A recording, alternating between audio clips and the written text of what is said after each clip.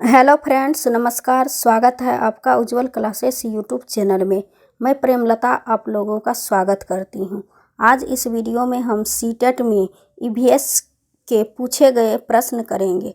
EVS के 9 part video upload हो चुके हैं। आप लोग वो वीडियो नहीं देखे हैं तो उसे अवश्य देखें। तो चलिए शुरू करते हैं। प्रश्न संख्या 31, भारत में बायोगैस संयंत्र कहाँ स्थापित हुआ? ऑप्शंस हैं पिलानी, जयपुर, आगरा, दिल्ली। तो इसका सही आंसर है भारत में प्रथम बायोगैस संयंत्र पिलानी राजस्थान में सन 1962 में स्थापित हुआ। तो इसका सही आंसर है ऑप्शन ए। बायोगैस खाना पकाने तथा विद्युत उत्पादन का सर्वोत्तम ईंधन है। इससे प्रति वर्ष बड़ी मात्रा में जैविक खाद का उत्पादन होता है। तो ऑप्शन ए इसका सही आंसर है। बढ़ते हैं अगले प्रश्न की ओर। प्रश्न संख्या 32, निम्न में से कौन सा ऊर्जा का स्रोत पर्यावरणीय प्रदूषण नहीं करता है? ऑप्शंस हैं नाभिकीय, सौर ऊर्जा, कोयला, पेट्रोलियम। तो इसका सही आंसर है ऑप्शन बी, सौर ऊर्जा। सूर्य से प्राप्त होने वाली ऊर्जा सौर ऊर्जा कहलाते हैं।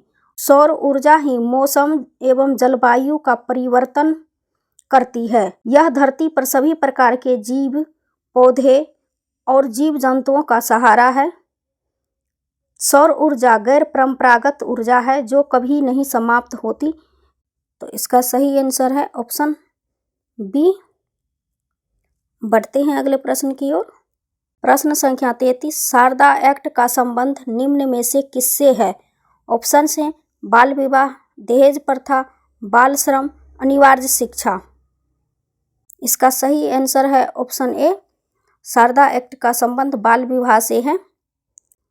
शारदा एक्ट 1929 का संबंध बाल विवाह से संबंधित था, जिसमें विवाह के लिए लड़कों तथा लड़कियों की आयु का निर्धारण किया गया था। इस एक्ट के तहत लड़कों की आयु 18 वर्ष तथा लड़कियों की आयु 14 वर्ष तय की गई थी। इस पॉइंट को भी ध्यान रखेंगे। बढ़ते हैं अगले प्रश्न की ओर। प्रश्न संख्या 34, इस पौधे में पत्तियां हैं जिन्हें सब्जी की तरह प्रयोग में लाया जाता है। इसके बीजों से तेल प्राप्त किया जाता है। यह पौधा है। ऑप्शंस हैं पालक, नारियल, बंद गोभी, सरसों। इसका सही आंसर है ऑप्शन डी, सरसों।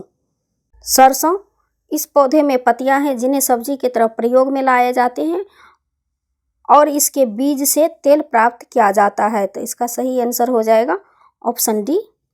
बढ़ते हैं अगले प्रश्न की ओर।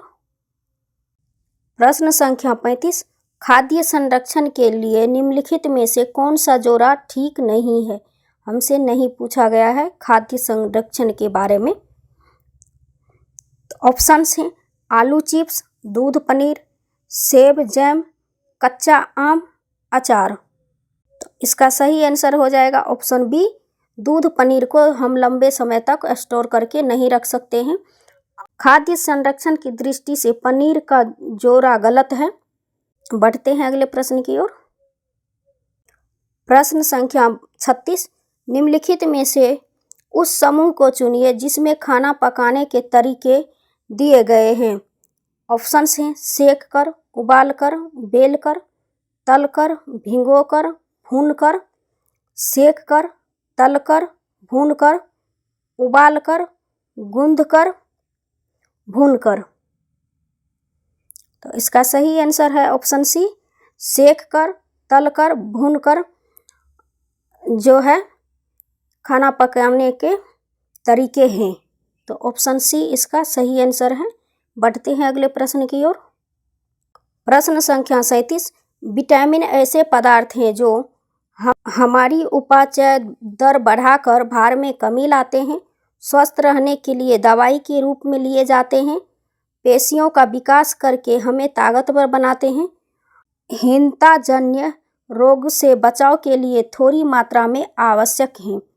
तो विटामिन ऐसे पदार्थ हैं जो हीनताजन्य रोग से बचाव के लिए थोड़ी मात्रा में आवश्यक हैं। इसका सही आंसर है ऑप्शन डी। विटामिन दो प्रकार के होते हैं। जल में घुलनशील विटामिन है बी सी, और दूसरा है वसा में घुलनशील विटामिन ए डी ई के। तो ये पॉइंट भी ध्यान रखेंगे। बढ़ते हैं अगले प्रश्न की ओर। प्रश्न संख्या 38, निम्नलिखित में से किस वर्ग में प्रोटीन की प्रचुरता है?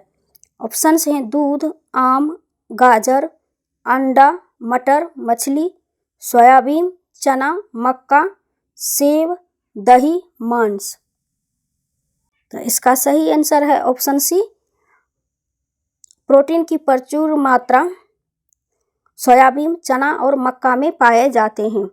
सोयाबीन, चना एवं मक्का प्रोटीन के मुख्य स्रोत माने जाते हैं। सबसे अधिक प्रोटीन 43% सोयाबीन में पाए जाते हैं। प्रोटीन शारीरिक वृद्धि तथा मरम्मत के लिए आवश्यक होते हैं। तो इसका सही आंसर है ऑप्शन सी। बढ़ते हैं अगले प्रश्न की ओर। प्रश्न संख्या 39, किस विटामिन के कमी से घाव से रक्त का बहना नहीं रुकता? ऑप्शन हैं vitamin A, vitamin B, vitamin C, vitamin K. इसका सही आंसर है विटामिन के। विटामिन के की कमी से घाव से रक्त का बहना नहीं रुकता। तो ऑप्शन डी इसका सही आंसर है। बढ़ते हैं अगले प्रश्न की ओर।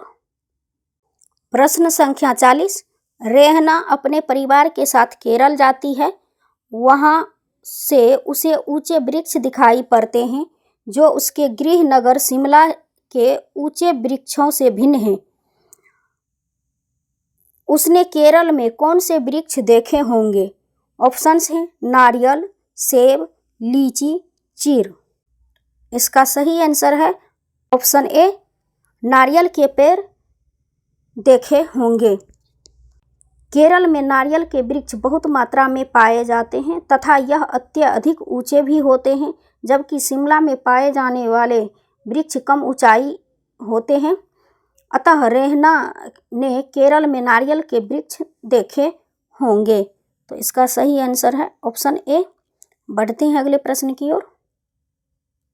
प्रश्न संख्या 41, पोचमपल्ली एक गांव है। यह गांव एक विशेष प्रकार के कपड़े की बुनाई के लिए प्रसिद्ध है। इसे भी पोचमपल्ली ही कहते हैं।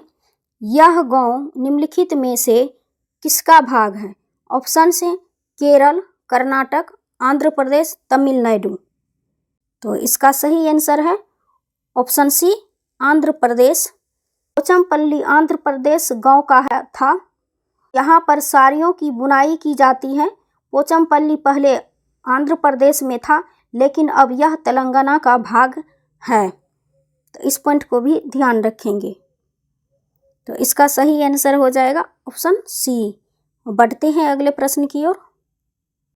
प्रश्न संख्या 42, ग्रामीण क्षेत्र में गोबर का प्रयोग झोपड़ी के दीवारों एवं फर्श को लीपने के लिए किया जाता है, जिससे ऑप्शन हैं वे चिकनी रहे, घर्षण हेतु खुरदरी हो जाए, दीवार एवं फर्श का प्राकृतिक रंग हो, कीट दूर रहे।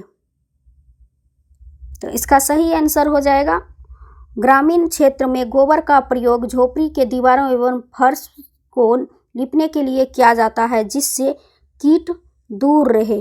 तो ऑप्शन डी इसका सही आंसर है। बढ़ते हैं अगले प्रश्न की ओर। प्रश्न संख्या 43, पत्तियों में हरे रंग की उपस्थिति निम्न में से किस कारण से है? ऑप्शन हैं ग्लूकोज, नाइट्रोजन, क्लोरोफिल, ऑक्सीजन। इसका सही आंसर है ऑप्शन सी, क्लोरोफिल। पत्तियों में हरा रंग क्लोरोफिल की उपस्थिति के कारण होता है। क्लोरोफिल एक प्रोटीन युक्त जटिल रासायनिक यौगिक है। यह वर्णक पत्तों के हरे रंग का कारण है। तो ऑप्शन सी इसका सही आंसर है। बढ़ते हैं अगले प्रश्न की ओर। प्रश्न संख्या 44, मादा मच्छर रक्त चूसने का कार्य क्यों करती है?